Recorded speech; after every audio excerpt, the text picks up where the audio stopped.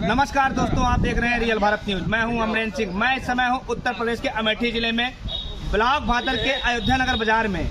यहां पे आप देख सकते हैं, कल भाजपा के द्वारा 51 प्रत्याशियों की सूची जारी की गई, जिसमें से 44 प्रत्याशी रिपीट किए गए हैं और उसी में से दीदी स्मृति ईरानी, जो कि अमेठी से भाजपा के सिंबल पे तीसरी बार चुनाव मैदान में है, उनके उपलक्ष्य में यहाँ कुछ लोग इकट्ठा हुए हैं जो कि जश्न मना रहे हैं। उनके शुभचिंतक हैं। आइए इनसे जानते हैं इस जश्न के बारे में, माहौल के बारे में, और अमेठी क्षेत्र में दीदी स्मृति ईरानी तीसरी बार चुनाव लड़ रही हैं और उनके बारे में, उनके ही चहेते हैं, उनके शुभचिंतक हैं। इनसे जानते हैं। सर्वप्रथम अंकल जी, आपका नाम?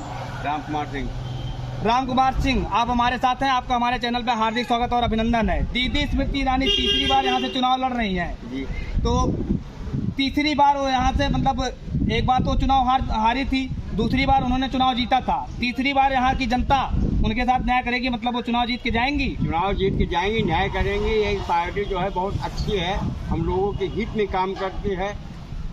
और अभी तक हम तो 1971 से जो है इस पार्टी से जुड़े हुए हैं। जब जो है हमारे यहाँ कल्याणपुर से मनमोहन सिंह खड़े होते थे, तब से मैं इस पार्टी से बिलोंग करता हूँ, जुड़ा हूँ। और अब तो मोदी जी हैं, मोदी जी की लहर तो है ही है। मोदी जो है ये कम से कम 500 साल के बाद जो ये है हमारा राम मंदिर का मुकदमा चल रहा था। मोदी जी ऐसे हैं कि उन्होंने इस मुकदमे को फाइनल करके हमारे उत्तर प्रदेश के गौरव को बढ़ाया है।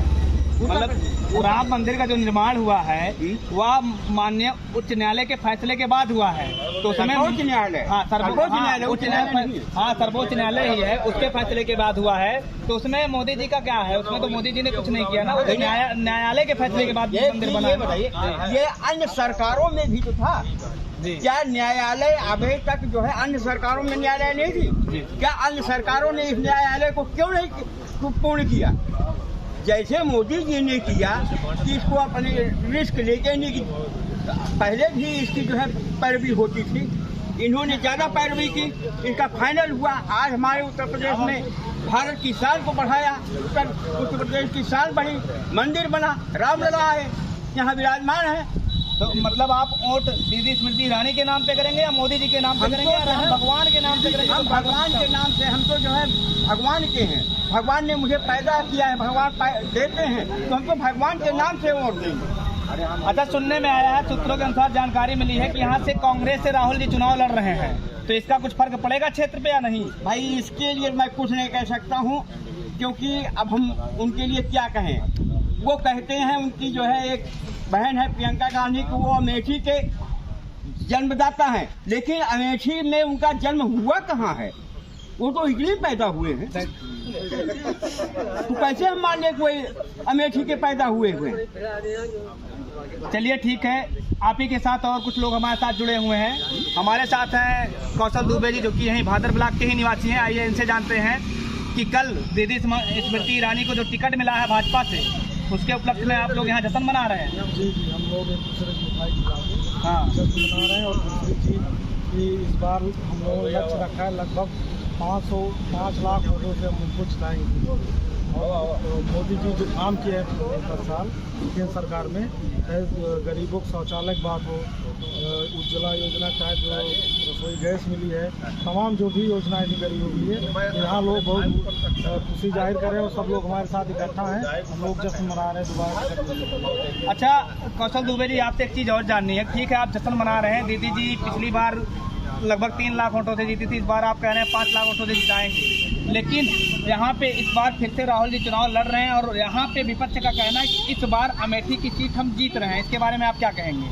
हमें तो नहीं लग रहा कि लड़ेंगे, क्योंकि अभी तक कभी दिखाई नहीं दी।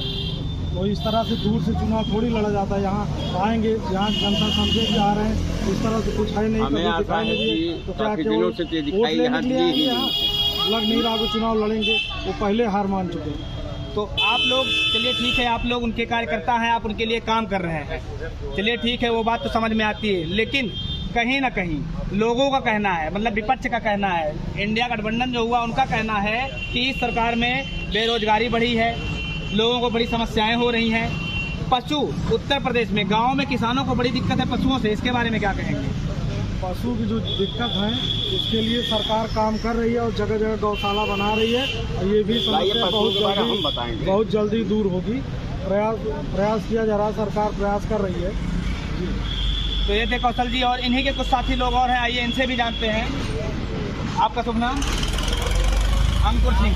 आप भी ब्लॉक भादर से ही है, तो आप भी यहाँ जश्न मनाने आए हैं?